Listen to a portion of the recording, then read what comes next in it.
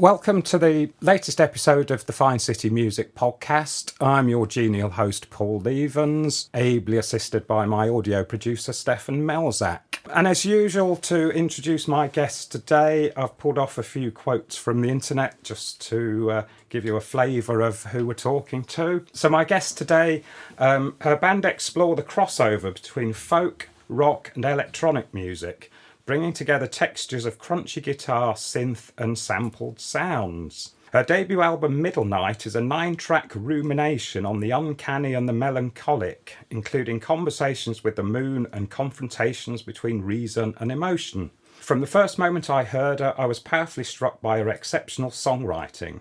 Her storytelling and honest lyrics really drew me in, following the stories closely, and this happens again with every new one of hers I hear. So if you've not guessed by now, fresh from releasing her debut album Middlenite recently and a stint on the Community Hour on BBC Norfolk's Introducing last week, I'm welcoming the Norwich-based British-American singer-songwriter Phoebe Troup.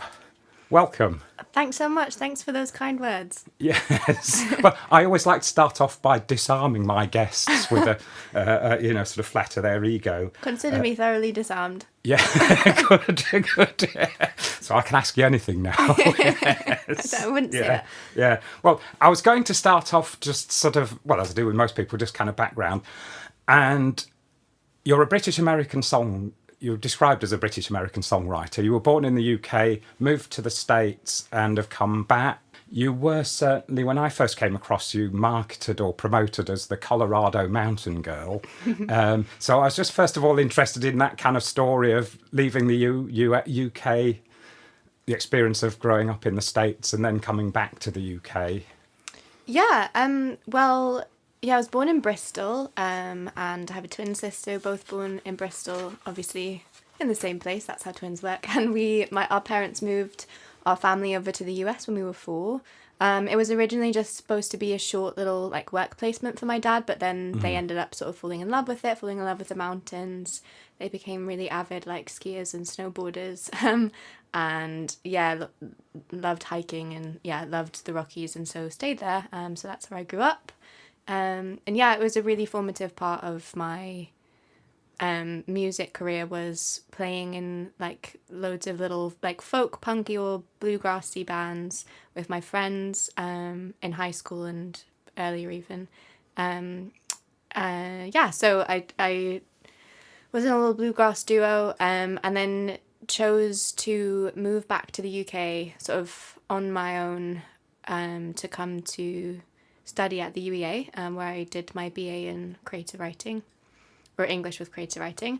I sort of took my music with me. I didn't have anyone to play with, so I started doing lots of solo stuff. I found the Norwich scene to be super welcoming. I think I'd played it took me a lot of courage to pluck up to play an open mic, and I did one at the Birdcage, and immediately the amazing Alex Carson sort of was giving me Barefoot Records gigs, and it just sort of managed to meet so many people really quickly, and start playing around here. So yeah, that's sort of the moves, I guess. Yeah. I'm a twin as well, so I kind of understand something about being a twin. Twins unite.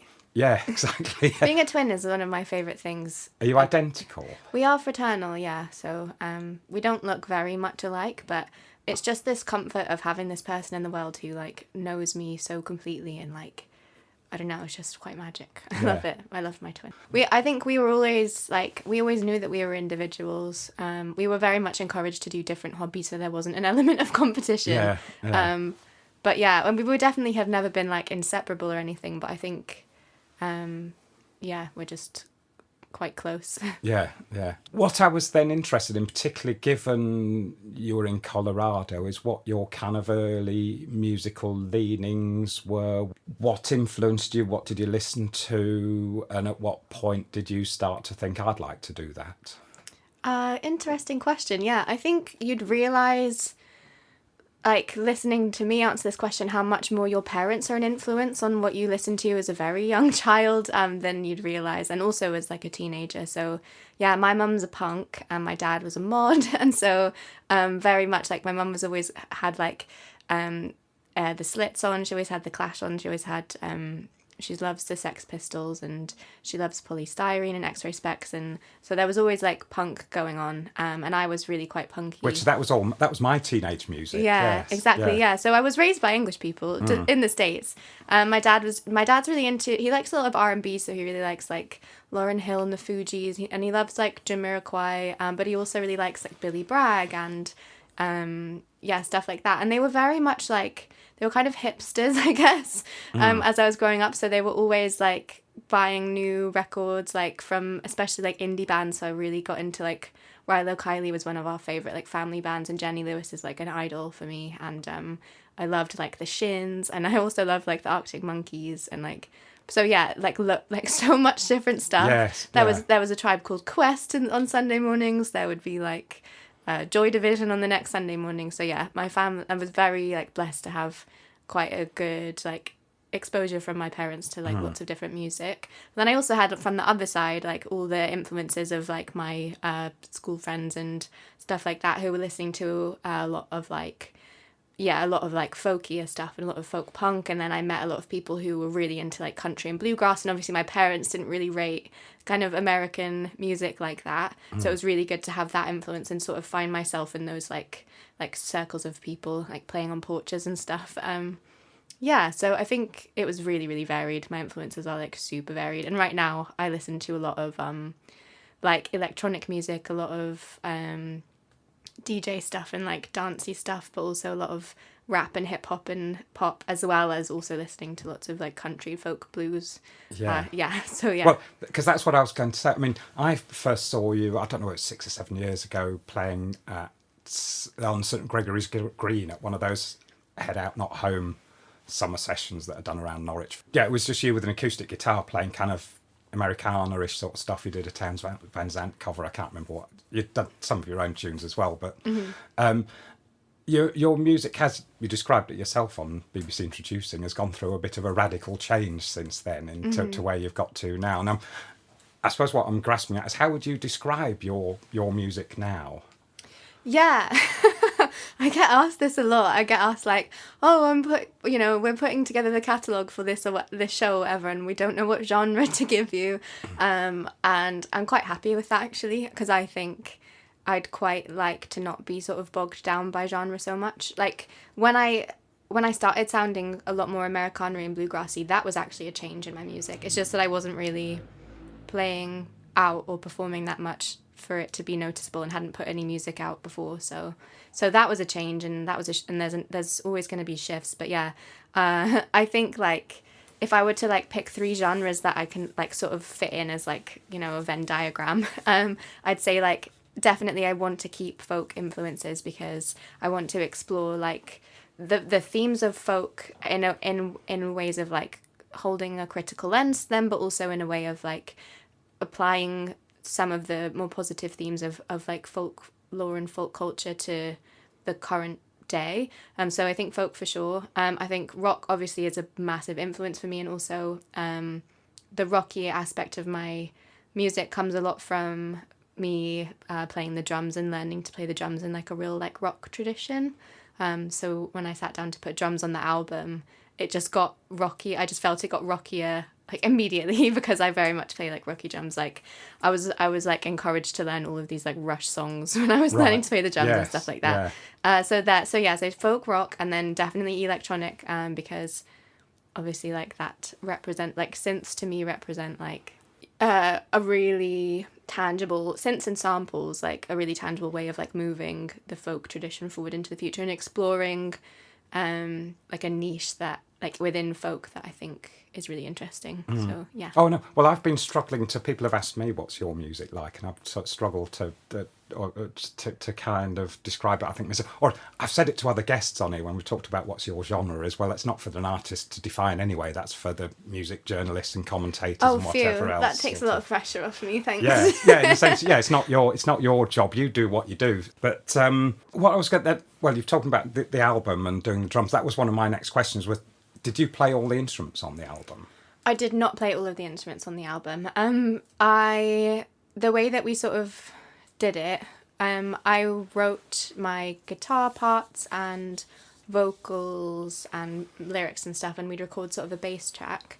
And then quite a few of the like additional guitar parts were written by Hugo Douglas Dean, who was the guitarist in my band at the time. And then all of the bass lines were written by Kyle Claveston Gregg, who's the bassist in the band. I wrote most of the synth parts. There's like one or two that Billy Luback put in for me, which was amazing. And then I did write all of the drums and worked on all of the percussion. And I co-produced it with David Pye, who's an amazing, super talented producer and engineer who's been working around these parts for ages and has done some like brilliant work on brilliant albums. So lucky to work with him. And yeah, with some of like the like electronic percussive arrangements, there's a lot of Dave in those as well, like especially in like the 808 or 809 sort of sounds. So yeah. It was a collaboration for sure. Yeah. Because I mean, how long did it take you to record? Was it? Yeah, some people go and record an album in a fortnight, and some can take 6 months to do it, sort of. Yeah. So with me, it was like I am a massive. I mean, I just don't. I'm getting a lot better at this, but I'm not very good at just sitting down and getting something done. So working with Dave, it was like we just took this decision to just do like Monday evenings for a while, like however long. And, you know, he's so good in the studio anyway, because he's very much like, we're just hanging out and there's no pressure to like get something out right now. And it doesn't have to be the best take, and, you know, it's just very chilled. But this just made it so that we were just meeting up Monday nights, like most Monday nights for maybe like 6 months-ish.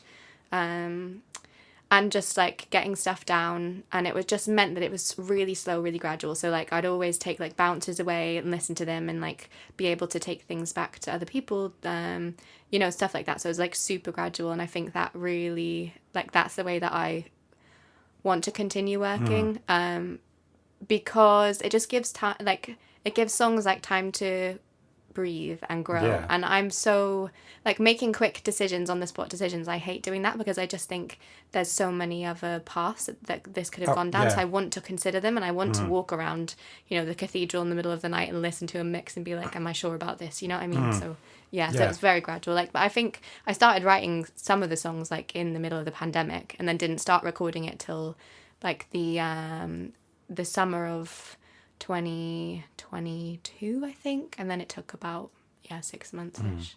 I guess also, I mean, a lot of artists, both musical and creative or fine artists, will say to you, I mean, one of the things about being an artist is knowing where to stop when you're kind of composing and putting something together is you know, kind of.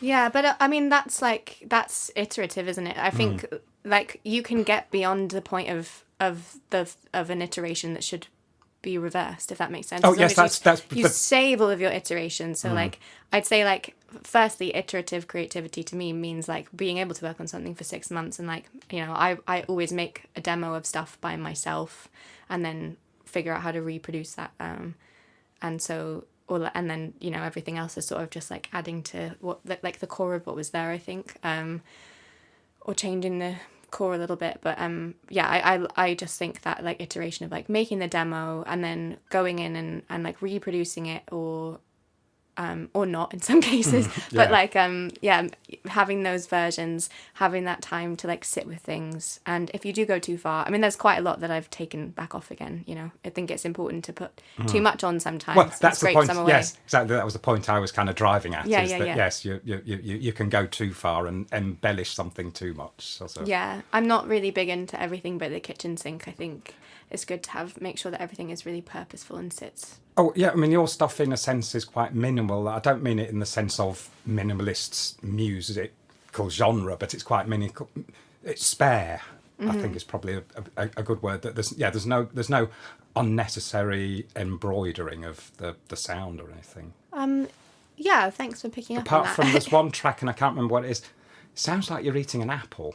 Oh, yeah, it's a carrot. It's a carrot. But it's meant to sound like an apple, so I shouldn't have told you it was a carrot. Oh, well, it sounds like an apple. Yes, that was my thought, was that you were eating an apple. It's a song sort of about, like, harvest, and with the apple is a bit of a metaphor through it. Yeah.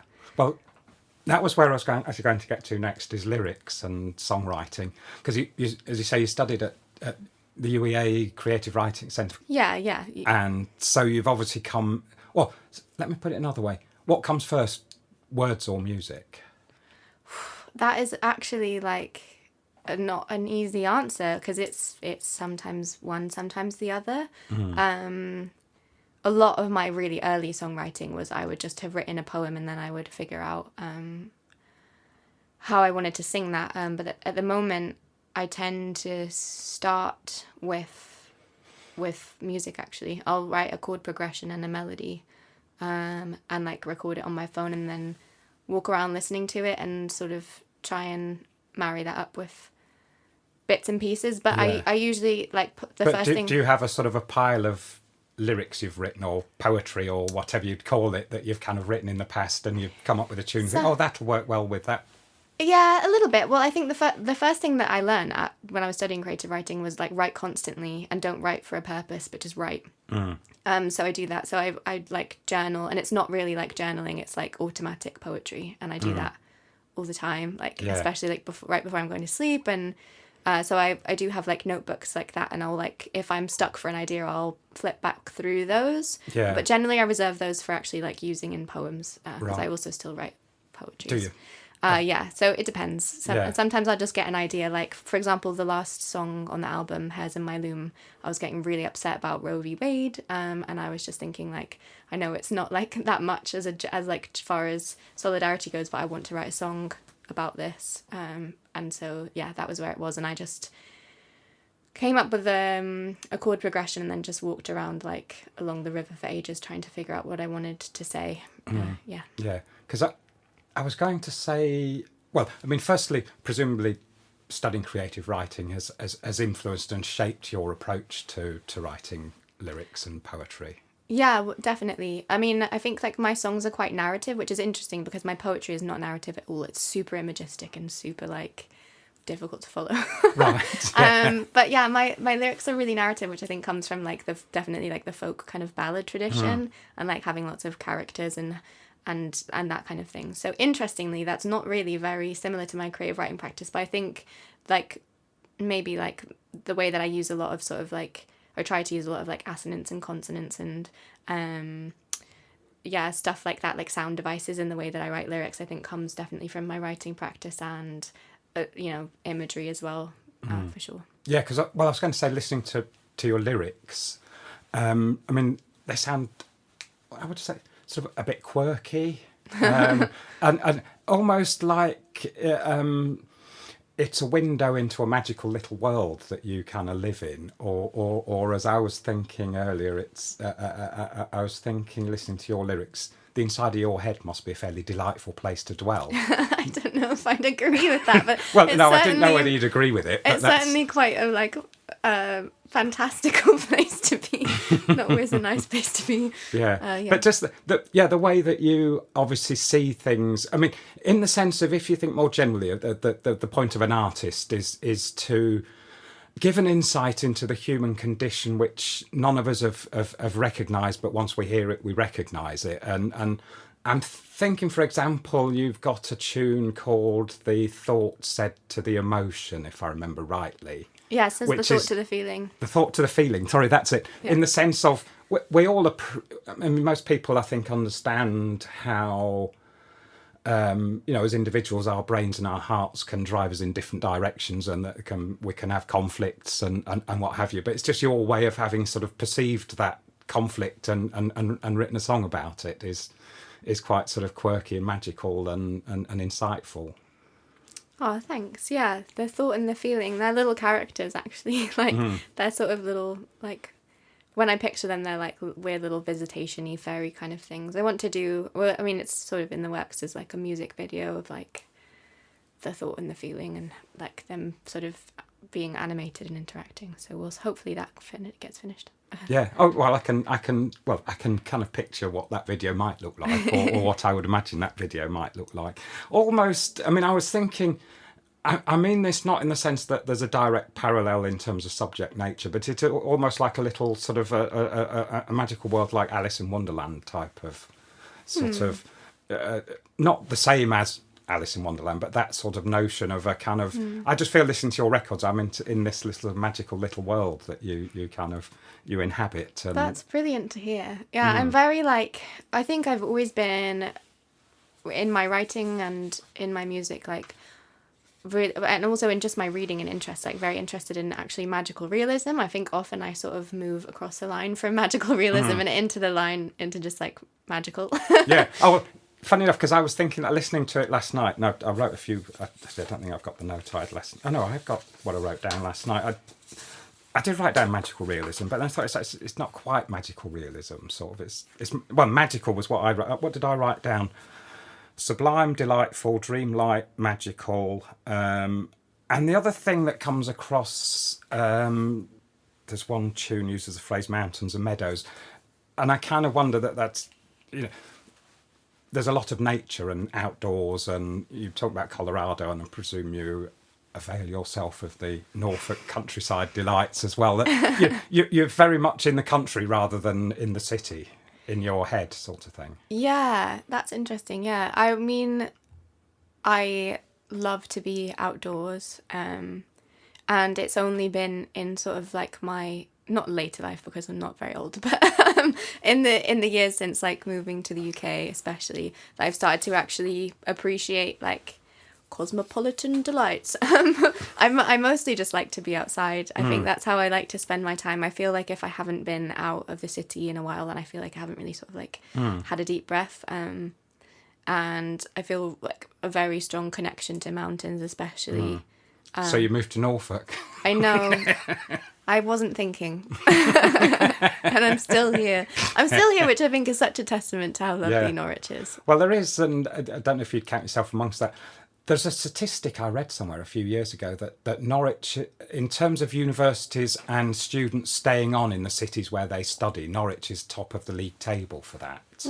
Interesting. And people, I mean, like Karen was somebody in that, very much in that, but Karen Riley, who I spoke to on one of these, for example. And, a lot of the people who set small businesses up in Norwich and things are all people who were UEA students. Even the Banana Link I worked for was set up by a guy who'd done a master's in international development at UEA. Yeah, for sure. Yeah, I have a lot of friends who I met at university and who are still here, and there's a really excellent community of artists and creatives, and I think it's just a brilliant place to make work and to be encouraged by people making, and I think that's why I've stayed here for so long, is that I've got so many. Well, I was going to say, it's implicit in the situation, isn't it? Yeah, in that sense. Yeah. Sure. Another question I was going to ask, sort of relating to the music, and you might not have an answer to it, but have you got some idea of who your audience are, who it is you're wanting to speak to, or sort of slightly more prosaically, when you've played gigs, you had a launch, your album launch at the Norwich Arts Centre a month or two back, which I wasn't able to come to. I mean, I always, just because it's the sort of thing that I'm always curious about, any gig I go to, I'll survey the crowd to get a sort of a socio-demographic profile of who's listening to what, sort of thing. Yeah. Well, the first part of my answer to that is I try not to worry too much about who's going to listen to it, because I do want to create for its own sake. And I think as soon as I start getting in my head about who I'm making it for, I start worrying whether they're going to like it, whether it is well pitched, and I don't think I want to be pitching, you know what I mean? So that's something that I always try to sort of not really worry too much about. But I'd say I really just, I don't know, I don't really know. No, you don't necessarily need to. I mean, in the sense of, that there are perhaps some artists who would say, yes, I'm speaking to this particular demographic, or that's the demographic I'm trying to reach, or something. Yeah, I mean, in terms of the, because a lot of my songs have quite a distinctive message, I think, of, sometimes it is kind of socio-political realism that's, couched in magicness, if that makes sense. And sometimes it is just, directly political, whether or not that's sort of veiled by the metaphor. But so I think in that sense I am writing for people. I want to write lyrics that myself as a young kid would have listened to and not felt because I think a lot of the themes of pop culture are quite toxic. Oh, well, yeah. So yeah, I kind of want to like, I want to go against that. I mean, for example, like there are lots of like murder ballads in the folk tradition that are like super, super sexist, and I would just like really like to take those back a bit. Oh, yes, no. Well, because you're leading to actually the next question I was going to ask, which is because amongst the tags on your Bandcamp page is feminist. Yeah. So, yeah, I wondered to what extent you're writing for other women, or do you consciously have that notion that you're writing for other women or not? Yeah, I mean, I really like listening to other women's music. I wouldn't say like in writing as a feminist, I'm just writing for women, because I'm just writing for all feminists and all people. But I do like, I don't know, I really feel like as a young woman, I would have liked to have listened. I mean, I did listen to a lot of music that was very sort of like powerful, and, you know, my parents did a great job of introducing me to like women in music who had a lot of amazing things to say. And so, yeah, I just like more of that in the world. Yeah, so I suppose, yeah, that's something that's actually occurred to me, and I'd not consciously set out to do this, but the way it's worked, we're now at episode 5 of this podcast, and I've had 4 women and 1 male guest on so far, which, I say, it wasn't actually a conscious decision, but perhaps reflects something about, well, Norwich and Norwich music. How would I put it? I mean, women in music can be a bit of a difficult subject in the sense of A, toxic masculinity in the music industry, but B, the kind of direction that women will be pushed in. It's very difficult to be in any sort of marginalised group and be in the music industry. I think as a woman, I've noticed so much that, like, I've never in my life been encouraged to work on the technical side of music. If I walk into a room, like, the chances of there being like a woman engineer or a woman producer or any of like a woman in any of those roles are so slim. Woman sound engineer, like anything, so slim. And I think that there's so much work to be done to make women feel included in those spaces. I think it's such a male dominated industry. I mean, we could say the same for a lot of industries, but my experience of being a woman in this industry has been, it's not easy. I think it is sort of creative industries. It doesn't seem to be, I don't know how to put this, like a lot of projects, like there's not very much scrutiny, there's not very much bureaucracy, there's not very much like accountability. It's very specialist. You've got lots more like agile kind of small groups of people working on projects, I think.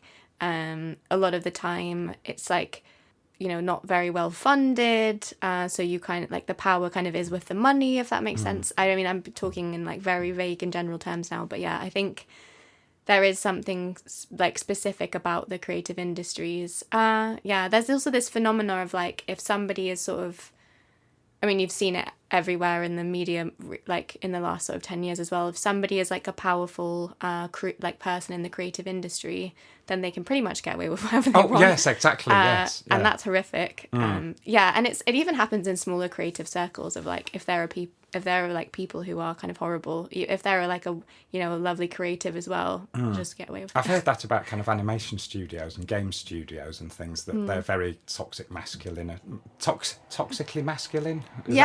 I think that flies. I don't have any experience of those, but I can only listen there. Yeah. So I was going to talk then. I was just going to ask about sort of live, you know, your live performance sort of through over the last few years up until your latest thing. I mean, you played Latitude. Yeah, that was back in 2016, I think. Yeah, played at Latitude for the BBC introducing stage. And well, and I've seen you at St Gregory's Green. Just give me a flavour of what else you've been, your sort of live music journey, and have you played outside of? I know you've got a gig coming up at the Shacklewell Arms in London. Oh yeah, I got that wrong actually. I mixed up 2 pubs. It's actually the Finsbury, so I can't really release a correction of having spoken about that on the radio. But it's with a promoter who books gigs at both places. But yeah, okay, so I've played a lot locally in Norwich. I played at Latitude in 2016. I've played a couple of other festivals as well, like a Norfolk festival called Harlequin Fair. I've played at Secret Garden Party one year. I can't remember when that was. And we've played a couple of shows in London. One at Old St Pancras Church. I can't remember when the other one was. Sorry, my memory is really failing. Oh no, that's all right. I've played a lot. Oh yeah, no, I was just interested in sort of Yeah. painting a picture of your journey, Yeah. live music journey to where we are right now. Yeah, I mean, it's been like pubs and small bars, up through to like proper venues. Yeah. And I think like I was really lucky to get like support slots at the Norwich Art Centre when I was a bit younger, and so like now I've played a couple of headline shows there, and that was quite special the first time I did that, because I was like, oh god, here I am, like, Oh yes. yeah. You know, so it's, I wouldn't say I have like the most illustrious live performing career to this date, but I'm working on it. Oh no, well yeah, I mean that was my sort of next question, was sort of where are you hoping to go? Is it? Yeah. I thought I'd seen you were playing Shacklewell Arms, but it's not Shacklewell Arms. But you've I got think a it's gig the it's either that I really maybe can't comment on this because Yeah. my Well, you're playing memory in is so terrible. You're playing in London, I Yeah. think is the point. Did I read something else? So you're playing a festival or something coming up? We're playing Head Out Not Home. Yeah. We're playing a little, I think, private festival, so I can't talk about that. Oh sure, yeah. We're playing, I think we're going to play at Boomtown for Coyote Moon. Yeah, I honestly have such a bad memory. Like I need a diary. I mean, I've got Yeah. a diary now, but I Yeah. don't have it with me. Oh yeah, no, I just want to paint a picture. You Yeah, don't need I'm to do all the playing things. details, I'm but trying to yes, organise a yeah. little tour. Tour. I mean, that's what I'm talking about. Is there a sort of a building of momentum, or are you hoping to build momentum in a sense? Yeah, for sure. I want to tour around the UK a bit and like play some dates in other cities. Looking at like, reached out to some venues in like Bristol and Glasgow and a bit more in London as well. Yeah, it's just like as with anything, as an independent musician with like, you know, not much like behind you, it's kind of tough to get that. Oh no, going. exactly. Yes. Yeah. Oh yeah. No, I totally appreciate the. How would I describe it? But somehow, the music industry seems to do I think it'd be very difficult to be a talented musician who's worthy of a bigger audience without being discovered, Yeah. if you like. Yeah, I think I honestly can't comment too much from my current position of like relative obscurity.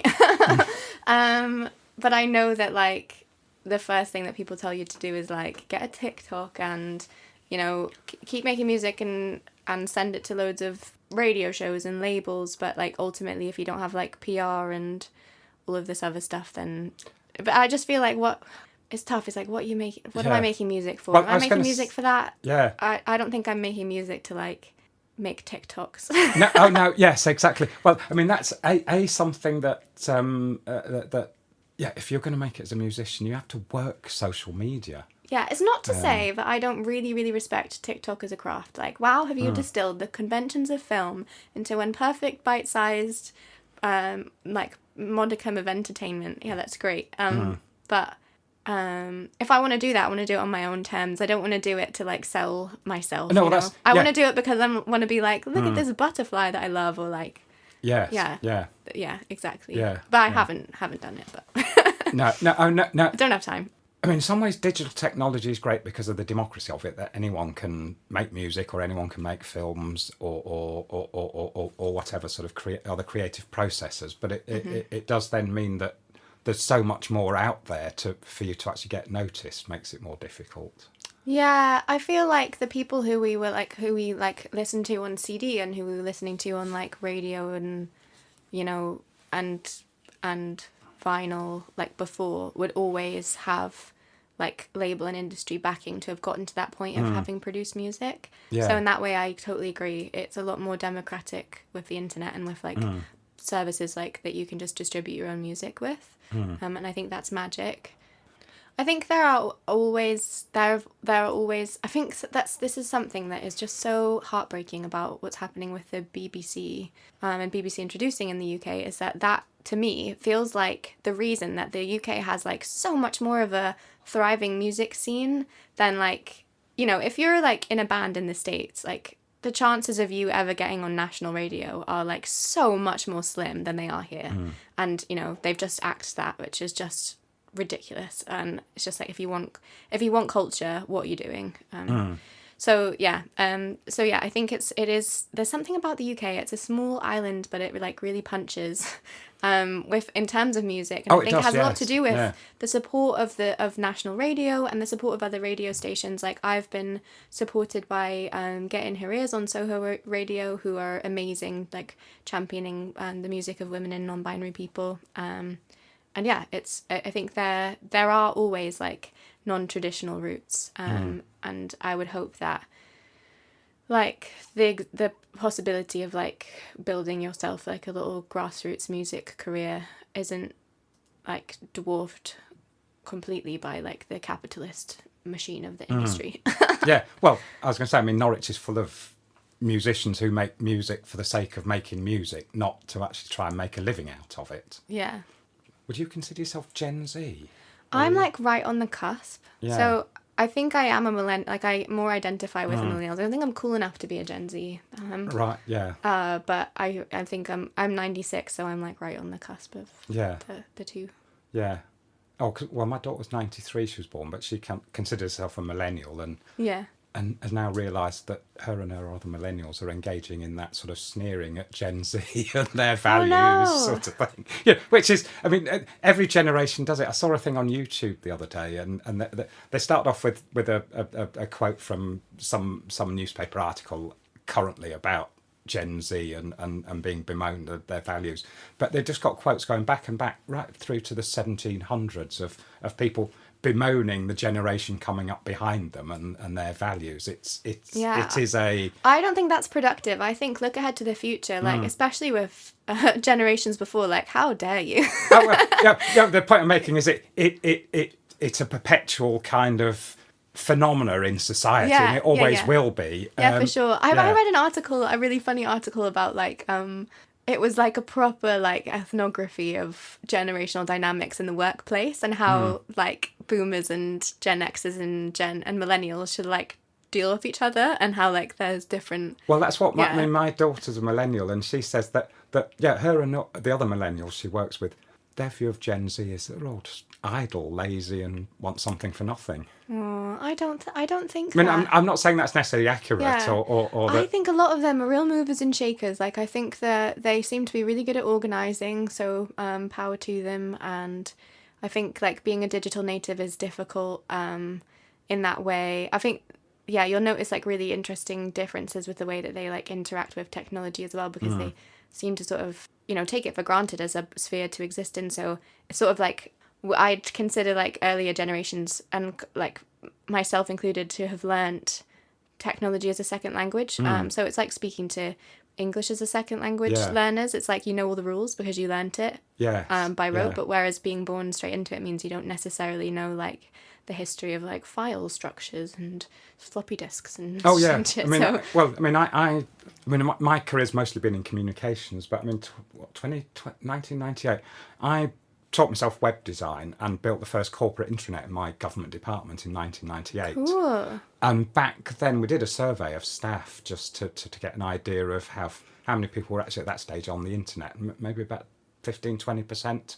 Yeah. So, it was completely new. The pioneers. Yeah, but in the sense of, I mean, I remember what life was like when you're stuck late at night, you've got no phone, you've got no money, and you can't get home, and there's you've not got access to, like with mobile phones and things like that, it's just that, or, you make an arrangement with somebody on the phone. If they don't turn up, there's no way of messaging them, where are you, or anything. Yeah, I feel that, like, often when I'm taking sort of a break from work and stuff, I like to put my phone into a tin and just ignore it. And so I feel that, like, part of me is, like, nostalgic for that time that I never existed in. Just in terms of, like, not being constantly available and not having this constant, like, pull on your attention. Because I think we very much live in, like, the attention economy at the minute, especially where our attention is, like, marketed and is a commodity. So I'd very much, like... And also I kind of love situations of like I probably should touch wood when I say this, but I kind of love situations of like, oh crap, like, well, I've got to figure something out now, you know what I mean? And I also really like making arrangements with people and sticking to them. Yes. Oh, yeah. So I think in that respect it sounds better, but who knows? Yeah. Yeah.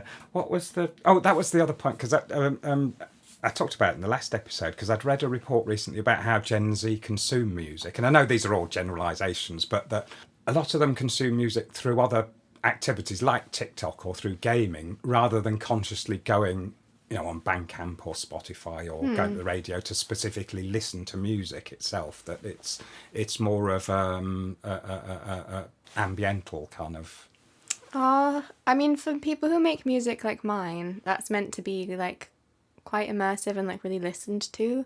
That does make me a bit sad. Well, it's like, something else I remember reading years ago. A few years ago, and this is about commercial pop music, but basically with streaming, you can't have some long, slow build-up of an intro to a song, because people have... I mean, they tell you not to, but you still can.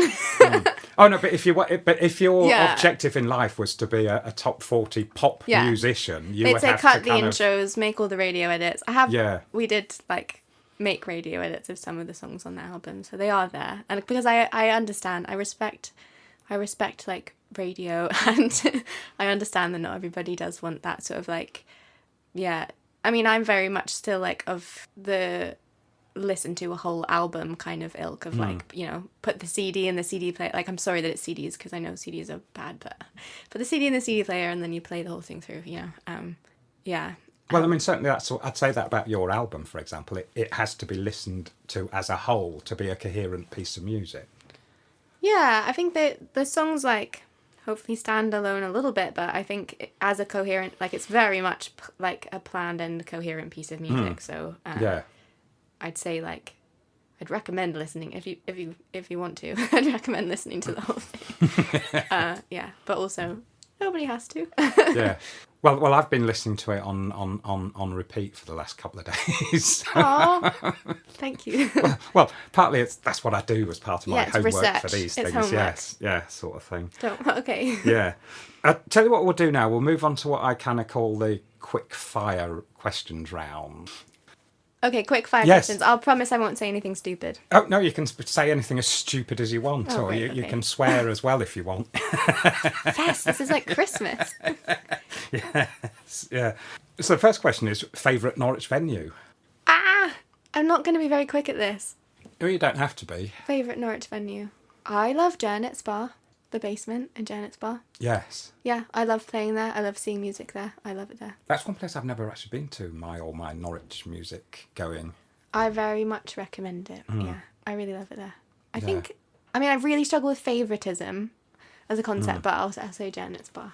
Well, I was going to say, I mean, most of our listeners, just to inform our listeners, most of our listeners, or I imagine the target audience for this is Norwich, but anyone who's not from Norwich will probably not appreciate that Norwich is full of what I kind of refer to as undercrofts, which are kind of cellars, but they're kind of, what describe the architecture? The shape of a church, sort of inside. So they're like domed, like cross domed kind of situations. Like it's from our like very rich history as a merchant city. But there's a really cool one underneath the Bridewell, or the old prison, for example, that at one point was housing merchant goods, but then was turned into a prison when the monasteries were dissolved. So yeah, they're really cool spaces, like full of rich history, and there's loads like. Ordinary pubs just have like an incredible historic crypt in the bottom of them. Yeah, it's cool. Yeah. Well, you might then actually have sort of answered the next question, which is what's your favourite gig that you've played in Norwich? Yeah, my favourite gig I've played in Norwich was 100% the album launch show on the 28th of March this year, so last month. It was just like, it was magic. I never expected to enjoy it that much. So obviously it's quite a lot of pressure and it's a bit stressful. Was there a good turnout? Yeah, I think there was like 200 something people there. Oh, well, you're close to capacity there. I think capacity's only about 250, I think, isn't it? I can't remember, but yeah, it was definitely felt full, and it was like full of love as well, and like it was great. I was going to say that's something. I mean, I'd say I couldn't make that one, but I've been to quite a few other, Norwich bands playing what you could, I suppose, call homecoming gigs at the Arts Centre sort of thing. And there is very much a kind of an audience kind of sense of, you're ours, you belong to us, you belong to Norwich, and we love you. And that there's this sort of a kind of lovely feeling of supportiveness, I suppose. Yeah, it's always supportive playing there. It is really always supportive. But that show was like, it was amazing. It was my first time playing with the full band as well, so that was just magic. And Yeah. I can't wait for more and more of that. Oh no, I'm hoping you'll play again sometime soon, so I can come and see you in your new. Yeah, you can come see us at the incarnation. Norwich and Norfolk and Norwich Festival. Oh, you're sorry. playing that, are you? Yeah. Yeah, I've not actually looked at the programme. It will be. I don't think it will be on the programme because it's for the band night, aptly named.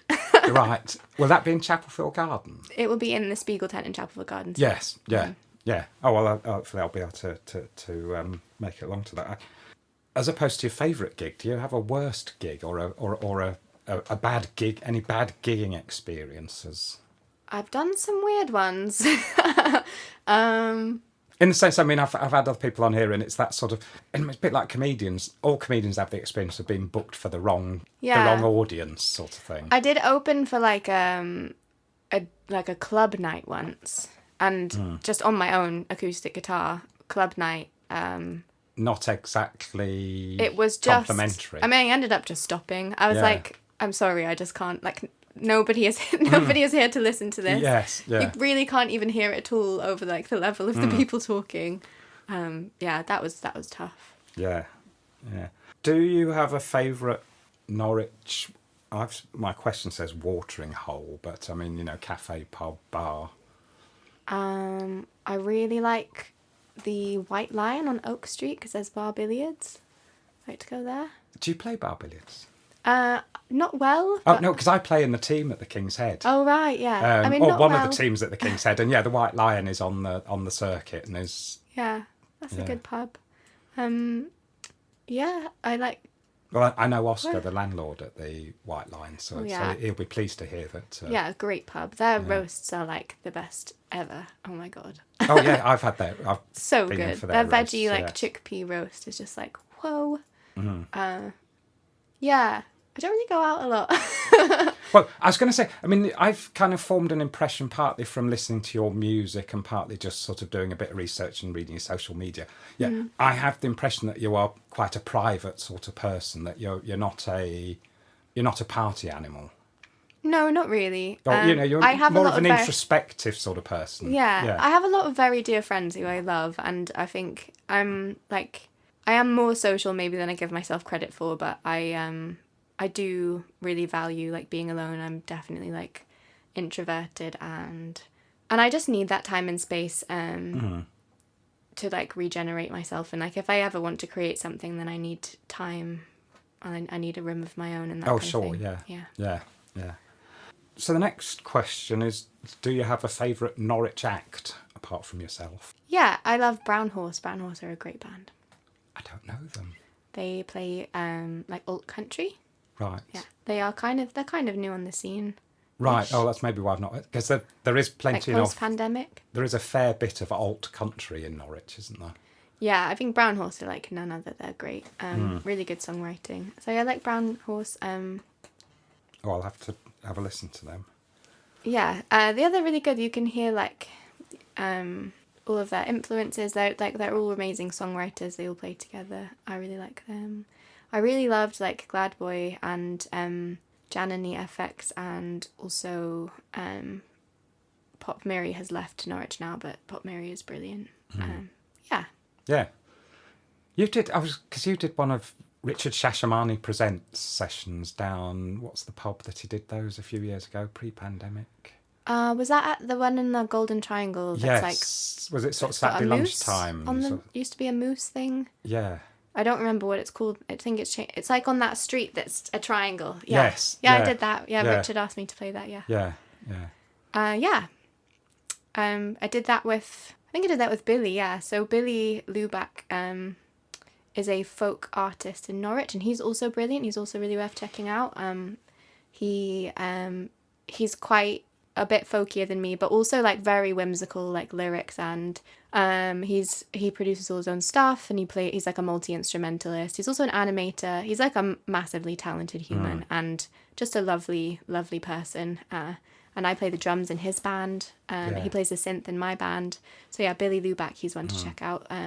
Because talking of which, did you do the artwork for your album?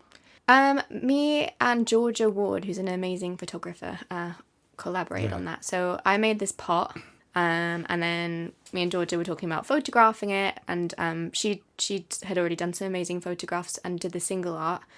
So I asked her. Obviously, she was like my first choice for photographing this pot, and she had this idea of I was thinking of going in the river, but she was like, let's go in the sea, and so we took the pot into the sea, and I went in February and got in the sea with this pot. And Georgia is a film photographer, and she's just got she's just so talented.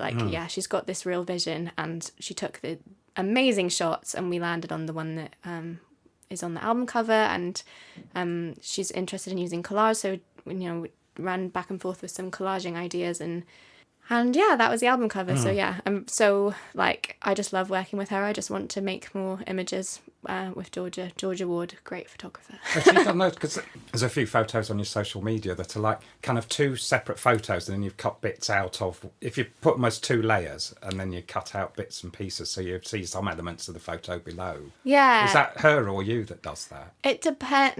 If it's me taking the background out of a photo, I do that. Yeah. But if it's the ones that look proper and nice, Right. then it's Georgia. So some of them are just pictures I've taken on my phone. But I wonder if I could cut out that bathroom mirror and put this picture of a flower behind it. Yeah. So that's me. That's just me messing around. I'm breaking my own rules now, which is I'm supposed to just be asking quick fire questions, not getting in, Oh, going sorry. off. Oh no, I'm not complaining. I'm just recognising I'm breaking my own rules. My next question is, if you could have been in any band, current or historic, which would it be? Young Marble Giants. Ooh, or I'd really like to work with Bjork. But I've heard she's a bit can be a bit grumpy. But I would imagine so. Yeah. But yes, Young Marble Giants again running on my sort of student days band. Young Marble Giants. Also, Mountain Man, Amelia Yes. Meath and Alexander Salzman. I just one day, obviously it's never going to happen, but to sing with them, that would be my dream. Well, in fact, that actually brings me to it kind of brings me to the next question, which is that the song you wish you'd written. Is there one? Yeah, maybe Human Behaviour by Bjork. Love that song. Yeah. Mm-hmm. The artist who made you want to become an artist. Neutral Milk Hotel. That's Jeff Mangum. In the Airplane of the Sea. What a beautiful face I have found in this place. Not sure I know that. Oh, Actually, I'll have to go and look it up later. But that's my ignorance, not. I love Neutral Milk Hotel, and me and my friends as teenagers would always sit in the corner of the room with our little guitars and just play through the whole album and stuff. And I think that was when I realized as well that lyrics can be more than what you traditionally accept as a pop lyric, I guess. Yeah. I grew up listening to loads of lyrics, but I think those lyrics just really struck me as being completely non-conventional, but just so perfect. Yeah. Whimsical again, would you say? Well, quite dark. Yeah. But certainly fantastical. Yeah. What was the first gig you ever went to? Devochka at the New West Fest. So there was this thing in my town called the New West Fest. Which town did you actually live in? I didn't ask though. So Fort Collins and Steamboat Springs. But in Fort Collins there was this thing called the New West Fest, which was this massive festival for the state of Colorado. South by Southwest. It's not a northern version of that, is it? Or I don't know. No. Colorado's smack bang in the middle, basically, of the US. But yeah, so it was New West Fest, and it was this huge thing, oh my god, we're getting bands in the street, and it happened every year, and it was the most exciting thing ever. And it would be oh, mom and dad are gonna let me go to New West Fest with $5 and my bike. And me and my friends went to see Devochka, who were do you know Little Miss Sunshine? Yes. So they did How It Ends. Right. You already know. Yeah, so we went to see Devochka, and they are really amazing, ambient sort of folk rocky with lots of European folk inspiration. Really great band and so atmospheric. Yeah, and so went to see them. Yeah. Good. No, I was going to, because some people have embarrassing first gigs they ever went to, because oh yeah, as 12-year-olds they went to see some boy band or girl band or something. I was very thankfully spared by my parents from ever not liking music that I would admit to liking now, if that makes sense. Yeah. I think, like, I did like S Club 7 because my aunt was living in the UK, she's English, and sent me and my sister, like, S Club 7 CDs to, like, sabotage my parents. Yes. So we did love S Club 7, and also Bewitched. She sent us Bewitched as well. Yes, no, I remember that. I mean, that's because you're only a couple of years younger than my daughter, and yes, Yeah. she was listening to all of that sort of stuff, you know, when she was 8 years old, sort of thing. Yeah. Before she got into Avril Lavigne, and Yeah. she went through the Avril Lavigne My Chemical Romance kind of We trajectory did like of some music. Avril Lavigne, yeah. But my first CD was Joni Mitchell, and then ABBA. So Joni Mitchell, ABBA, S Club 7. Yeah. Oh, first record I ever bought, I mean, I was probably only about 7 years old, was Gary Glitter. Cool. I like to claim it's Jeepster by T-Rex, but I got given it when I was Yeah. about 8 years old by somebody, and I still got it. I haven't got the Gary Glitter record, but I still I got really the like T-Rex. Jeepster. That's a good Yes, record. yeah. What's the most useless talent you've got? I can ski. It's quite useless to me now. Yeah. Well, in Norfolk. Yeah. Well, there is a Haven't skied in years. There is the artificial ski slope, isn't there? Yeah. I just feel like that would be like methadone or something. Oh, well, no, I imagine it doesn't compare to Yeah. actually the great outdoors of the Rocky Mountains. And Yeah. I'd say that is my most useless talent at the minute. yeah. Don't really have any like talent, like, you know what I mean? I can't like roll my tongue or like, yeah, I can't do anything like that. What will it say on your epitaph? We knew she wouldn't make it to 30. Right. I have a lot of accidents. Oh, that's great. I love that. Yes. Favourite time of year in Norwich? Autumn, for sure. I do really love spring though. Actually, the UK taught me to love spring. Like the transitional seasons in Colorado are like so quick. It just like autumn is like 2 weeks and then it's over. So like here, like spring, like seeing all the flowers popping up, but also autumn, like the colours. I'm an autumn person, and I love like the like watching I love mushroom season and watching all the mushrooms come out and trying to like identify them all and stuff like that. And I love the colours, and I love the like reflection of it, and like when it starts to drizzle and get grey. And But there's a particular goldenness to the sunshine in Yeah, for autumn that you don't get the rest of the year, sort of. that old autumnal sun angle keeps coming back. Yeah. Yeah, so I think autumn, closely followed by spring. Yeah. I would have always, it's really interesting you ask that, because I've always answered winter, because I love snow, and I love snow in the mountains, but winter has like really beaten me down here. I don't know how you all have done it for so long in this country. It's horrible. Well, It's so damp. yeah. Well, you're in a rain shadow. This is the driest part of the UK. I know. I said a fairly itinerant childhood, but a lot of it was in Manchester or in Glasgow, which Glasgow, wettest part ridiculously of the UK. wet, yeah. My parents have moved there now. Have they? They live on the west coast, just Whereabouts? outside Glasgow, on the Rosneath Peninsula, like just over the Clyde from Gurrock. Oh right, yes, because I went to school in Port Glasgow. We lived in Yeah. a little village called Kilmacombe. Okay, I've not heard of Kilmacombe, but I've definitely heard of Port Glasgow. Yeah, there's a road that comes out of Glasgow towards Gourock, goes through yeah. Bridge of Weir and Kilmacombe, and then on to Yeah. Port Glasgow. Okay, yeah, I've definitely like got the train along there several times. But... Yeah, and I've been across the Gourock Dunoon ferry quite a few times Yeah. when we used to be up there, because we used to take our holidays up in the Western Isles. And Yeah, get so the there's a ferry Gurrock over, to yeah. Kilcreggan ferry that my mum gets to work. She works at university in Glasgow, so Right, she gets to yeah. work, took the ferry to work. But Yeah. yeah, don't know how they do it through all that rain. No. Anyway. Yes. Oh, exactly. Yes. Yeah. Although the nice thing about, I mean, winters are not as harsh here as they used to be. When I was at school there, because Kilmacombe's about 5 miles from Port Glasgow, there'd always be at least a week in winter when we were snowed in and couldn't get to school. Yeah. Which I don't think you get now. Or there was a sort of, it was bigger than a pond but smaller than a lake, but in the village, which would freeze every year and people would go skating on it and things, which Yeah. again doesn't happen. Doesn't these happen days. anymore. Yeah. We used to have that. We used to have they never learned, but like the first snow would come in the autumn, and the trees branches, the like big cottonwood trees and stuff, would have grown out over the power lines, and every year the branches would snap, the power lines would go down, and then we'd have no power for 6 days. And it was just like, when are we going to learn? But like, it was just our power company, like the people who live like closer in the city, like they were fine always. So I'd come to school and be like, I just put my eyeliner on with a head torch and I had marshmallows for dinner last night. Like, yeah. But I did love that. I think that's taught me to love an emergency. Oh yeah, no, I appreciate. Well, you then appreciate the value of what you've got when it's, or you know, was it a song? Was it the Birds on their Sweetheart the Rodeo album? You don't miss your water till your well runs dry.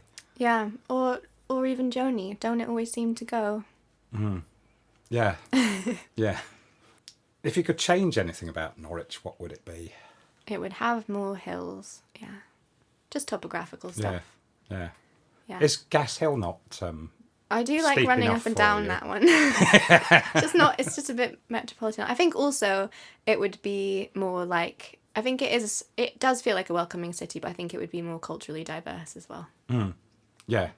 Best kept secret about Norwich? How can we Other than be Norwich expected to itself. divulge these? Yeah. Oh, well, yes, very good point. A Yes. best kept secret about Norwich, but is it? Because will I give that away? Yes. It's weird. It's really hard to think about like what is actually like kept as a secret, you know? Because like I know about it, everyone I know knows about it. Well, yeah, I mean, I don't mean literally like a, Yeah. official state secret. I just mean something that's not that well known about Norwich, sort of, some place or some activity or what have you. But or I mean, I think one of my former guests just said, well, Norwich itself is the best kept secret about Norwich. I think it's like I would just say that like it's a very like radical and welcoming place for where it is, and it's got a great sort of like history of like rebellion and like there's so much excellent like community work that goes on here, like amazing like community like renters unions and a really great like grassroots group of people who are happy to like organize and make things happen.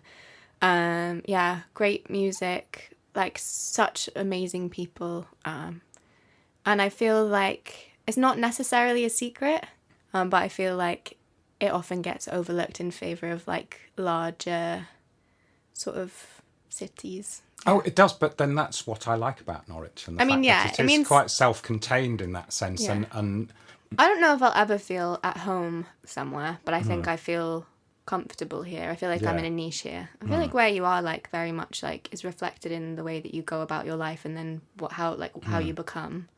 Something to be said for Norwich there, I guess. Yeah. Final question, formal questions. If you were stranded on a desert island, who would you want to be stranded with? Or possibly from what you've said so far, you just want to be alone with your guitar. No, I think I definitely would want company. Probably my sister. Yeah. I think she's the only person that I would never get sick of or bored with, or I don't know. Yeah, I think I'd say my sister, yeah. Yeah. What's your sister's name? Lily. Lily. Yeah.